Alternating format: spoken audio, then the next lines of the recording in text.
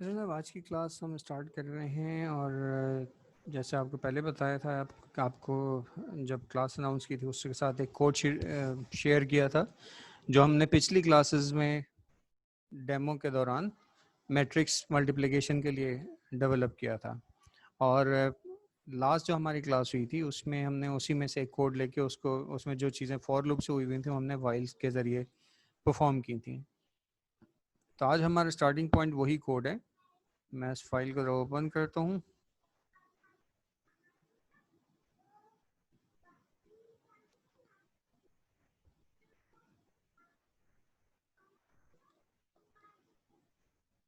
बल्कि older code ही करता हूँ।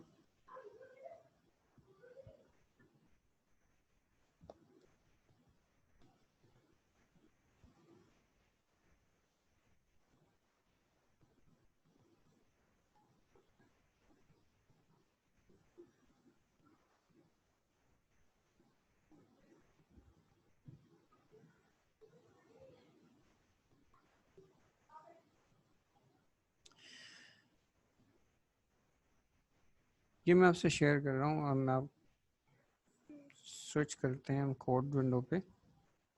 ये वो कोड था जिसमें हमने number of columns of A और number of rows of A और number of columns of B और number of rows of B को वैल्यूज असाइन की थी इनिशियली। अल्टीमेटली तो मैंने ये कहा था कि अल्टीमेटली एक्चुअली तो ये यूज़र से इनपुट ली जानी चाहिए, लेकिन हमने वो कोड बहरहाल उसका लिख दिया था कि अगर हमने यूज़र से ये इनकी वैल्यूज़ इनपुट ली तो हमें मैट्रिक्स मल्टीप्लिकेशन वाला कोड चलाने से पहले ये चेक भी करना पड़ेगा कि मैट्रिक्स मल्टीप्लाई हो भी सकती हैं नहीं हो सकती। तो हमने डायमेंशन इनपुट लेके चेक लगा दिया था, और अगर अगर वो मल्टीप्लाई हो सकती हैं मैथमेटिकली तो फिर हमने ये कोड उस सूरत में एग्जीक्यूट करवाया था। और इनमें से जो हमने इनपुट लेने वाला कोड था उसको हमने फॉर लूप के ज़रिए फॉर लूप में कन्वर्ट किया था। और फॉर लूप इस तरह से था कि यहाँ पे for are in range n r ए,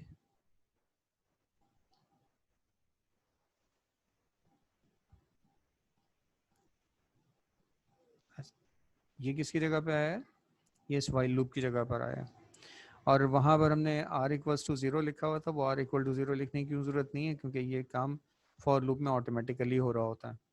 क्योंकि एन आर ए से उसके जो ज़ीरो से लेके ऑनवर्ड इंटीजर नंबर्स की जो लिस्ट से मतलब है जो कलेक्शन बनता है। लिस्ट तो असल में एक स्पेसिफिक टर्म है, इसलिए मैंने लिस्ट कहते कहते रुक गया, लेकिन मेरा यहाँ पर लिस्ट से मतलब है वो जेनरिक इंग्लिश का कीवर्ड, इंग्लिश का वर्ड लिस्ट था। बहरहाल अभी इसी तरह से जो वाइल का सी का लूप है, इस वाइल के सी के लूप की जगह पर भी फॉर सी का लूप आएगा। For C in range number of columns of A colon, और फिर सी इक्वल टू ज़ीरो की ज़रूरत नहीं है, और इस तरह c equal to c plus one की भी ज़रूरत नहीं है, काम फॉर लूप में ऑटोमेटिकली होते हैं। और इस तरह से R equal to R plus one की भी ज़रूरत नहीं है, काम यहाँ पर ऑटोमेटिकली फॉर की वजह से ऑटोमेटिकली हो रहा है। अच्छा, तो अब ये वाला जो कोड है ये मैट्रिक्स को इनपुट ले रहा है। इस तरह से जो मैट्रिक्स बी वाला कोड है इसको भी हम फॉर लूप के से वाइल की जगह पे फॉर लूप लिख दें। तो for are in range number of rows of B, while loop यहाँ से हटा दें।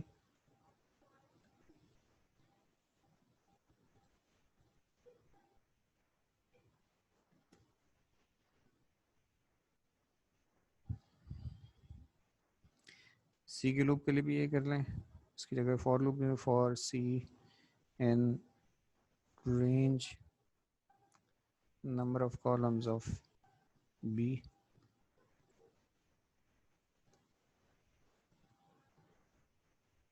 अरे c plus equal to one की ज़रूरत नहीं रही, इस तरह से r plus equal to one की भी ज़रूरत नहीं रही। अभी हमने कुछ भी नहीं चेंज किया। फंक्शन आज का हमारा टॉपिक तो फंक्शन है, लेकिन अभी हमने फंक्शन नहीं डेवलप किया। हमने सिर्फ अभी ये किया कि वाइल की जगह पर फॉर यूज़ किए। इसको करना ज़रूरी नहीं था, इसके बगैर भी काम चल जाता हमारा, लेकिन एक तो पिछली वाली चीज़ें रिवाइज हो गई और अब मैं इसका एक फंक्शन बना। अब देखें इसमें काम ये हो रहा है कि हमें मैट्रिक्स इनपुट लेनी है और वो मैं चाहता हूँ कि उस एक ऐसा फंक्शन बनाऊँ। अच्छा, फंक्शंस हम इससे पहले पढ़ चुके हैं। स्क्वायर रूट निकालने का मैथ डॉट SQRT था, मैथ डॉट लॉग था, मैथ डॉट कॉस था, बहुत सारे फंक्शन हमने यूज़ किए हैं। स्ट्रिंग फंक्शंस भी थे, डॉट अपर था, डॉट लोअर था, डॉट टाइटल था, इस तरह से मुख्तलिफ फंक्शन हमने यूज़ किए हैं। आज हम डिस्कस कर रहे हैं कि हम अपने फंक्शंस खुद कैसे बना सकते हैं। तो इन फंक्शंस को बनाने के लिए सबसे पहला काम तो हमें ये करना पड़ता है कि जो फंक्शन हमें लिखना है उसका हमें कोड लिख लेते हैं कि वो काम होगा कैसे।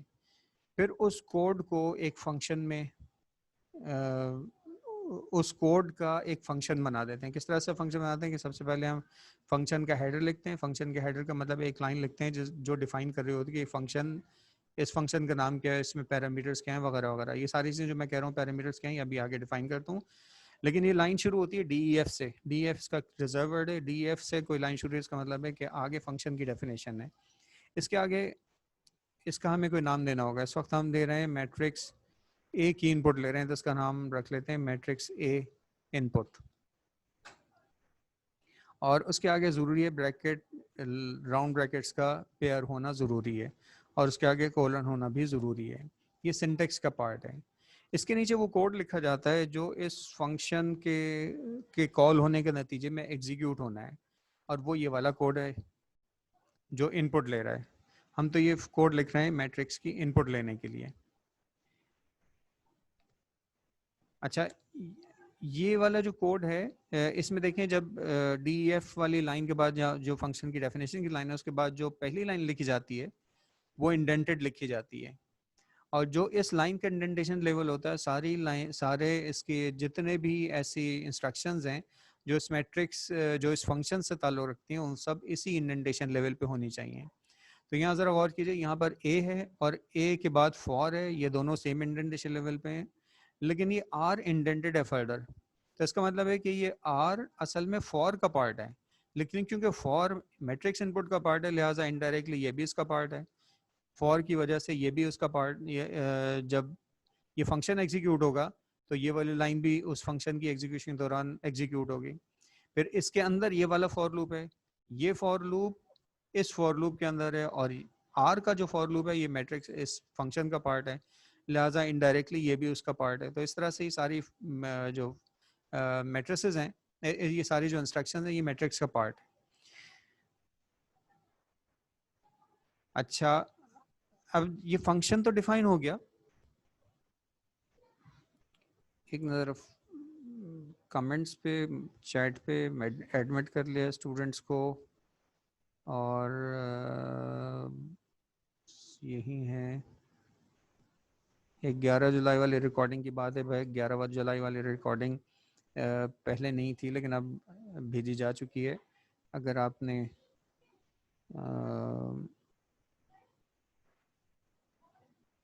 11 बजे ये रिकॉर्डिंग जो है 11 जुलाई की, आज 11 बजे ये सेंड कर दी। आप अपनी स्ट्रीम चेक कीजिएगा, इसकी क्लास की स्ट्रीम चेक कीजिएगा। किसी नंबर के डिजिट्स किस तरह काउंट कर सकते हैं, ये टॉपिक आज जो हम काम करने जा रहे हैं, ये वाला जो सेशन होता है ना, ये पूरे स्टूडेंट्स के लिए कॉमन सेशन होता है। जो अपने इंडिविजुअल क्वेश्चन होते हैं, काइंडली वो मुझे ईमेल कर दिया करें या फिर क्लास के स्ट्रीम पे लिख दिया करें, तो इंशाल्लाह मैं उनको आंसर करूँगा। और बाकी सारे स्टूडेंट वेटिंग वाले हैं। डेफ का फिर से बता दें। मैं बिल्कुल बता रहा हूँ, लेकिन ये एक छोटी सी बात है इसलिए बता रहा हूँ आपको, वरना मैंने पिछले दफ़ा भी रिक्वेस्ट की थी कि ये जो कहा जाता है कि फिर से बता दें, ये ना कहें, इसलिए कि रिकॉर्डिंग तो आपके पास अवेलेबल हो ही जाती है ना। आप रिकॉर्डिंग देख लें, जो चीज़ अगर आपने सिर्फ सुननी ही है दोबारा, अगर कोई चीज़ पूछनी है तो प्लीज़ उसको पॉइंट आउट करें कि ये चीज़ नहीं सुना है, उसको मैं ज़रूर पॉइंट आउट करूँगा। तो मैं अभी तो बता रहा हूँ, ये छोटी सी बात है, लेकिन इसको प्लीज़ आइंदा सारे लोग ख्याल रखिए। अच्छा, हम थे कहाँ पर? पाइथन कोड पर थे हम। ऑलराइट, अब फंक्शन हमने डिफाइन, फंक्शन हमने इन मैट्रिक्स ए इनपुट लेनी थी, हम ये चाहते हैं कि मैट्रिक्स ए इनपुट फंक्शन के जरिए ले जाए, एक फंक्शन ऐसा बनाया जाए जो मैट्रिक्स ए की इनपुट ले। तो उसका तरीका मैंने ये कहा कि वो कोड तो हमें लिखना ही होगा जो ये काम परफॉर्म करता है, यानी मैट्रिक्स में इनपुट लेने वाला, वो हमने पहले लिखा हुआ था, वो हमने फंक्शन बनाने के लिए मेन प्रोग्राम से हटा के उस फंक्शन में लिख दिया। जब कोई फंक्शन बनाते हैं तो सबसे पहले लाइन पर, सबसे पहली जो लाइन है वो फंक्शन का हेडर कहलाती है, उसके बाद की जितनी लाइनें आखिर तक जिनको मैं हाईलाइट करूँ ये पूरी चीज़ें ये फंक्शन की बॉडी कहलाती हैं। तो ये फंक्शन का हेडर है, फंक्शन हेडर हमेशा DEF से शुरू होता है, फिर एटलीस्ट एक स्पेस होती है, फिर उसके बाद फिर उसके बाद उसका फंक्शन का नेम लिखा होता है। फंक्शन नेम के बाद राउंड ब्रैकेट्स का पेयर होना मस्ट है, कुछ ऑप्शनल चीज़ें जो इनके बीच में लिखी जाती हैं जिनकी हम बाद में बात करेंगे, और उसके बाद कोलन, ये फंक्शन हेडर है, ये इसी तरह से लिखा जाना चाहिए। इसमें डेफ बीच में जो नाम है जो हमने इस वक्त मैट्रिक्स ए इनपुट लिखा है, सिर्फ ये ऑप्शनल है, ये आप अपने ऑप्शनल से मतलब है कि ये वेरी कर सकते हैं, आप इसका नाम कुछ भी दे सकते हैं, आप अपनी वजह से कुछ भी नाम दे सकते हैं। और इसके फंक्शन, अच्छा आप इसको कॉल कैसे करेंगे, जहां आपने इनपुट लेनी है, अब आप वहां पर पूरा कोड नहीं लिखना, अब आपने सिर्फ इस फंक्शन को कॉल करना है, और फंक्शन कॉल आपका बनाया फंक्शन भी उसी तरह से कॉल होता है जिस तरह से इसके बिल्ट इन फंक्शन होते हैं। बस वहां पर जैसे मैथमेटिकल फंक्शन से तो उसको हमें कॉल करने के लिए इम्पोर्ट मैथ करना पड़ा था, इसलिए कि वो हमने वो एक मैथ नाम की एक अलग मॉड्यूल में डिफाइंड थे वो सारे फंक्शंस, इसलिए वो मॉड्यूल इंपोर्ट करते हैं तो वो हमारे पास इस कोड में अवेलेबल होते हैं। लेकिन यहाँ ये फंक्शन इसी कोड में लिखा हुआ है, इसी कोड का पार्ट है, ये ऊपर इस फंक्शन की डेफिनेशन लिखी हुई है और नीचे वो कोड है जो एग्जीक्यूट होना है, ये यहाँ से लेकर ऑनवर्ड वो कोड है जो एग्जीक्यूट होना है। मैं इसको थोड़ा सा सेपरेट करने के लिए रिमार्क मैंने डाल दिया ताकि आपको याद रहे कि ये ऊपर फंक्शन है और इसके नीचे यहाँ पर इसका प्रोग्राम लिखा हुआ है।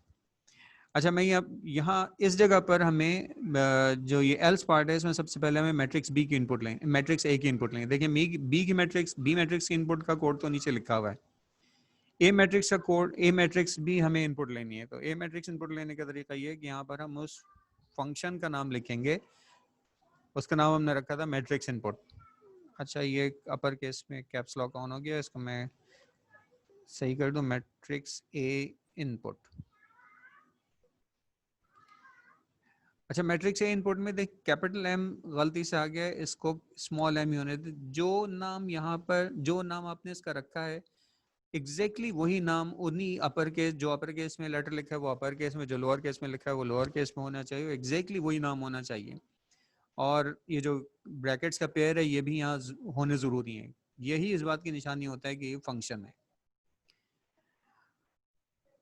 अब जब मैं इस प्रोग्राम को रन करूंगा तो वो लाइन NCA पे आएगा, फिर इस लाइन पे आएगा, इन सारी लाइनों से गुजरता हुआ जब ये एल्स पे पहुंचेगा और यहाँ पर जो पहली इनपुट लाइन, जो पहली लाइन है वो लिखी हुई है मैट्रिक्स ए इनपुट। तो मैट्रिक्स ए इनपुट का मतलब है कि यहाँ पर ये फंक्शन कॉल करेगा, और फंक्शन कॉल करने का मतलब है कि जब वो उसको ये नाम मिलेगा तो ये इस फंक्शन पे जाएगा और इस फंक्शन की पहली लाइन से लेके आखिरी लाइन तक इन सबको एग्जीक्यूट कर देगा। अच्छा अब मैं इसको अगर रन करूंगा तो ये रन हो जाएगा,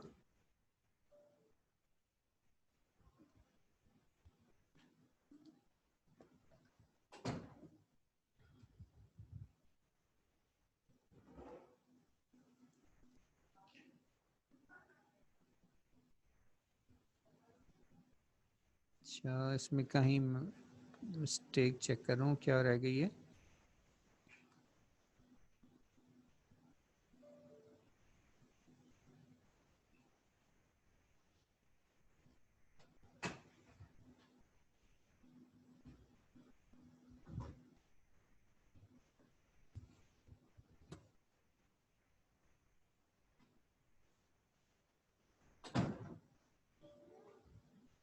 end of line while scanning string literal, कहीं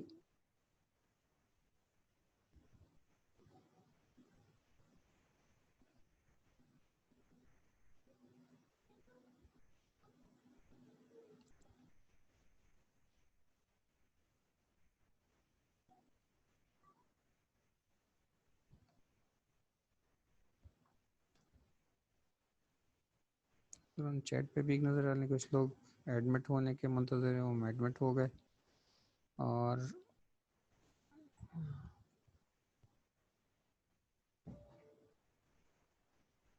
सिंटेक्स एरर कह रहा है, लेकिन सिंटेक्स एरर किस लाइन में है ये नहीं पता चल रहा। खुद ही मैनुअली देखना पड़ेगा कि हमारा प्रोग्राम असल में यहाँ से शुरू हुआ है। डेफ मैट्रिक्स ए आ गया, for R, for C, append A dot append R, और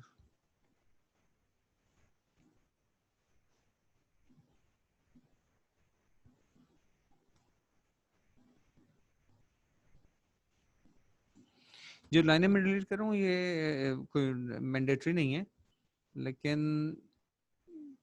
चीज़ों को ज़रा क्लोज करने ताकि मुझे एक ही दफ़ा में पूरा कोड नज़र आए, मैं इसलिए इसको इन लाइनों को निकाल रहा हूँ। लेकिन इन लाइनों की कोई सिग्निफिकेंस ऐसी है नहीं, ब्लैंक लाइनों की कोई सिग्निफिकेंट ब्लैंक लाइन आप रीडेबिलिटी के लिए जितनी ब्लैंक लाइंस चाहें आप इसको इसमें रख सकते हैं।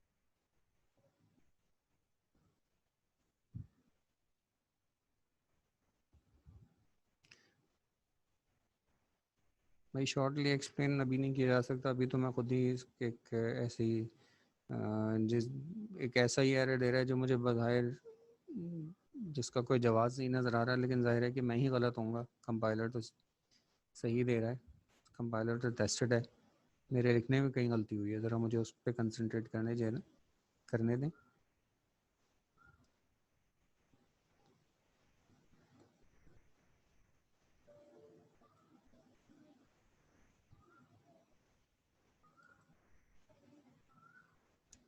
क्योंकि मेरी मालूमात के हिसाब से तो यहाँ इसमें कहीं गलती नहीं है, फंक्शन की डेफिनेशन भी सही है, स्टेटमेंट भी सही है, कहीं कर करली ब्रैकेट्स, कहीं ब्रैकेट्स मिसिंग भी नहीं है, इन्वर्टेड कॉमास भी अपनी जगह पर हैं, कोलन भी अपनी जगह पर हैं, matrix A input function name भी सही है, ये बी की इनपुट हुई, और फिर उसके बाद ये मल्टीप्लिकेशन वाला प्रोसेस शुरू हुआ।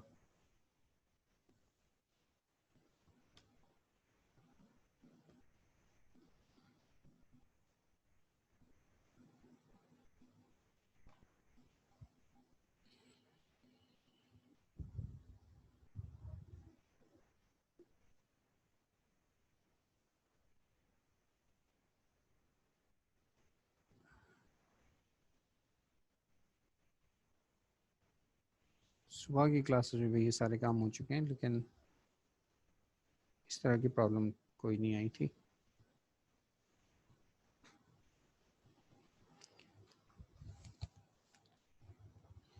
बट आप लोग भी ज़रा प्लीज़ इस कोड पे नज़र डालें, अगर आपको कोई गलती नज़र आए तो मुझे बताएं, क्योंकि इस वक्त मुझे तो बाहर कोई गलती नहीं नज़र आ रही, लेकिन ज़ाहिर गलती मेरी ही होगी।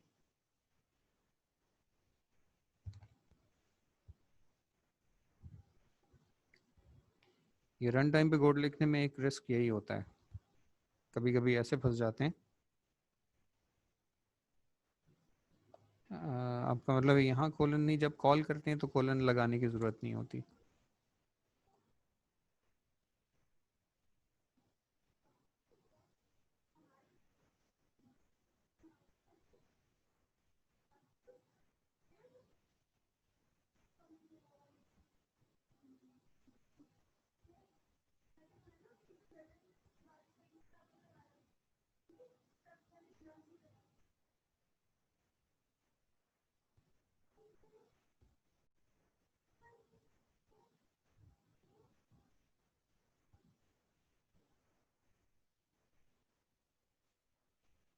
मैं सबके लिए मैं दोबारा बता देता हूँ। मैं ये वाला इस वाले कोड को कमेंट आउट करके और स्टेप बाय स्टेप दोबारा करते हैं ताकि हमारी जो मिस्टेक है और सामने आ जाए।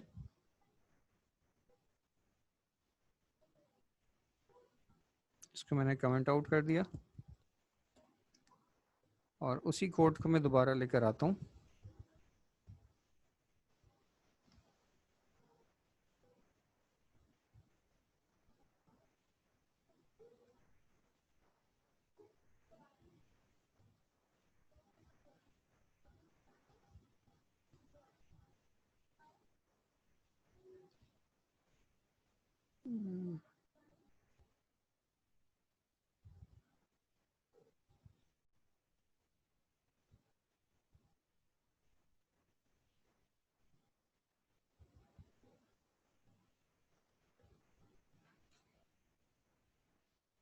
हमने अभी लिखी है पहले वाली फाइल।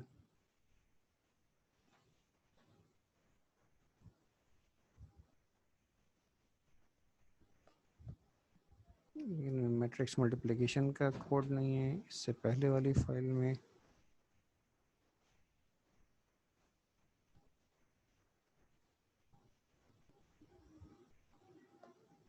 ये कोड चेंज हुआ हुआ कोड है।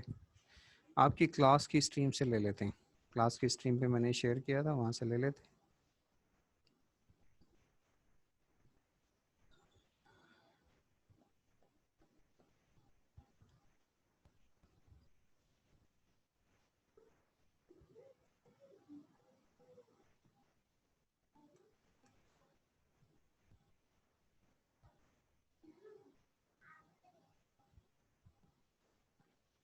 ये कोड ले लिया और जो एक्स्ट्रा फाइलें थी उनको बंद करें कि रिस्टार्ट हमने करना है।